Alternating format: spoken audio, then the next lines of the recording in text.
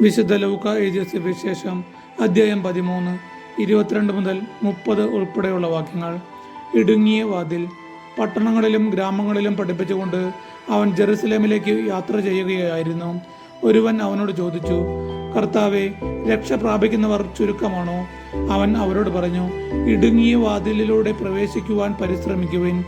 ഞാൻ നിങ്ങളോട് പറയുന്നു, അനേകം പേർ പ്രവേശിക്കാൻ ശ്രമിക്കും, എന്നാൽ അവർക്ക് സാധിക്കുകയില്ല. വീട്ടുടമസ്ഥൻ എഴുന്നേറ്റ് വാതിൽ അടച്ചു കഴിഞ്ഞാൽ പിന്നെ നിങ്ങൾ പുറത്തു വന്ന്, കർത്താവെ, ഞങ്ങൾക്ക് തുറന്നു തരണമേ എന്ന് പറഞ്ഞ് വാതിൽക്കൽ മുട്ടാൻ തുടങ്ങും.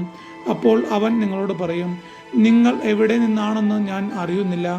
അപ്പോൾ നിങ്ങൾ പറയും, നിന്റെ സാന്നിധ്യത്തിൽ ഞങ്ങൾ ഭക്ഷിക്കുകയും പാനം ചെയ്യുകയും ഞങ്ങളുടെ തെരുവുകളിൽ നീ പഠിപ്പിക്കുകയും ചെയ്തിട്ടുണ്ട്. എന്നാൽ അവൻ പറയും, നിങ്ങൾ എവിടെ നിന്നാണെന്ന് ഞാൻ അറിയുന്നില്ല. അനീതി പ്രവർത്തിക്കുന്നവരെ, നിങ്ങൾ എന്നിൽ നിന്ന് അകന്നു പോകുവിൻ. അബ്രാഹവും ഇസ്ഹാക്കും യാക്കോബും സകല പ്രവാചകന്മാരും ദൈവരാജ്യത്തിൽ ഇരിക്കുന്നതായും നിങ്ങൾ പുറന്തള്ളപ്പെടുന്നതായും കാണുമ്പോൾ നിങ്ങൾ വിലപിക്കുകയും പല്ലിറുമുകയും ചെയ്യും.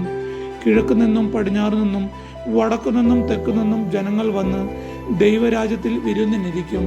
അപ്പോൾ മുമ്പന്മാരാകുന്ന പിമ്പന്മാരും പിമ്പന്മാരാകുന്ന മുമ്പന്മാരും ഉണ്ടായിരിക്കും. നമ്മുടെ കർത്താവായ യേശു മിശിഹായ്ക്കും സ്തുതി.